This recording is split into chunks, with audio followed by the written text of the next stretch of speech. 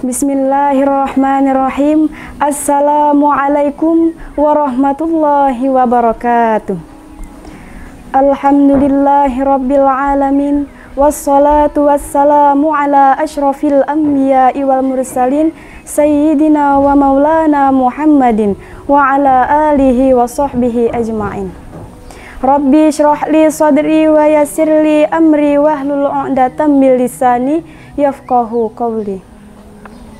Baiklah, yang paling utama puja dan puji syukur atas kehadiran Allah Subhanahu wa Ta'ala yang sudah memberikan kita kesehatan jasmani maupun kesehatan rohani. Sekurang-kurangnya mengucapkan Alhamdulillahirabbil alamin. Salawat beriringkan salam, tidak lupa pula kita haturkan kepada roh baginda Nabi Muhammad sallallahu alaihi wasallam dengan mengucapkan Allahumma sholli wa sallim wa barik ala sayyidina Muhammad wa ala alihi sayyidina Muhammad. Baiklah, langsung saja kita masuk pembahasan kita yang inti, yaitu tentang mensucikan hati dan jiwa persiapan menuju hari kemenangan. Di sini kita membahas tentang hati dan jiwa. Hati ialah puncak terbesarnya perasaan, baik dalam emosi maupun motivasi. Hati ialah fokus utama untuk Allah Subhanahu wa Ta'ala melihat hambanya, yang dimana kalau kita melihat seseorang itu cukup dari luarnya saja. Tetapi Allah Subhanahu wa Ta'ala tidak cukup melihat dari luarnya saja. Justru Allah melihat sampai ke dalam hatinya, sehingga Allah tahu bahwa hati hambanya ini kotor ataupun bersih. Ciri-ciri orang yang hatinya bersih apabila tumbuh rasa cinta dan takwa di dalam hatinya. Sebagaimana Allah Subhanahu wa Ta'ala berfirman di dalam Al-Qur'an surah Asy-Syu'ara ayat 88 sampai 89. A'udzu billahi minasyaitonir rajim. Bismillahirrahmanirrahim. Yanfa'u malu wala banun illa man atallaha biqalbin salim. Shadaqallahul azim. Yaitu hari pada ketiga tidak berguna lagi anak-anak dan harta kecuali orang-orang yang memiliki hatinya bersih. Dijelaskan lagi dalam surah Asy-Syams ayat 9 sampai ayat 10. Artinya, sungguh beruntung orang yang mensucikan hati dan sungguh rugi orang yang mengotorinya. Jadi kalau kita ingin mensucikan hati dan jiwa kita, cukup kita dasari atau kita modali itu semua dengan yang namanya takwa. Di sini saya akan menjelaskan ada 3 perkara yang bisa mensucikan hati dan jiwa kita. Yang terutama itu ialah zikir. Di sini kita membahas tentang zikir. Zikir ini bisa kita ketahui dengan bermacam-macam ya. Maksudnya bermacam-macam itu ya bermacam-macam kalimatnya atau lafaznya. Jadi yang kebanyakan orang tahu, kebanyakan orang dengar mungkin ya, itu ialah dengan lafaz kalimat la ilaha illallah Muhammadar Rasulullah. Sebagaimana Rasulullah Shallallahu Alaihi Wasallam bersabda, barang siapa yang mengucap kalimat la ilaha illallah Muhammadur Rasulullah 1 kali, kata Nabi, maka akan Allah ampuni dosanya walaupun sebanyak buih di lautan. Itu cuma 1 kali, apalagi sampai berkali-kali. Itulah luar biasanya zikir. Selain menjadi penglebur dan penghapus dosa kita, zikir juga bisa membersihkan jiwa dan diri kita. Selain itu juga zikir menjadi penyejuk hati, yang dimana zikir ini mendorong ke mode efektif.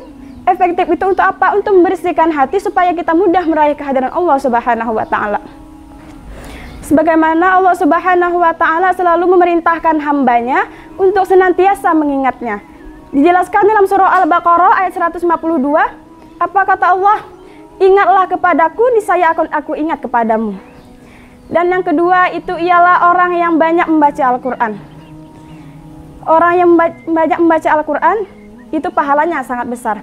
Apalagi orang yang baca Al-Quran di bulan Ramadan, itu pahalanya akan dilipat gandakan oleh Allah Subhanahu wa Ta'ala.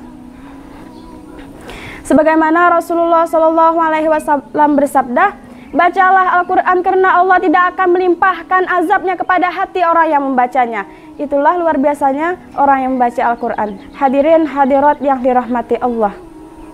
Cukup kita ketahui bahwasanya Al-Quran itu ialah jemuan dari Allah Subhanahu wa Ta'ala untuk kita. Apabila kita masuk ke dalam jemuan Al-Quran itu, maka keberhasilan atau kesenanganlah yang kita dapatkan. Lalu apabila tumbuh di dalam hati kita rasa cinta kepada Al-Quran, maka kebahagiaanlah yang kita rasakan. Jadi banyak-banyaklah kita untuk dianjurkan membaca Al-Quran. Yang ketiga itu ialah menjauhi dari perbuatan yang tidak baik. Jadi semua perbuatan yang tidak baik itu semua kita jauhi. Dari sekian banyak yang perbuatan tidak baik, salah satunya saya akan menjelaskan, yaitu perbuatan riya.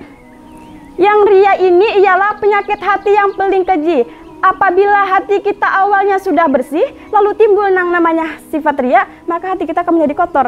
Lalu bagaimana kita membersihkannya? Cukup kita jauhi atau kita sadari akan kerugian yang ditimbulkan.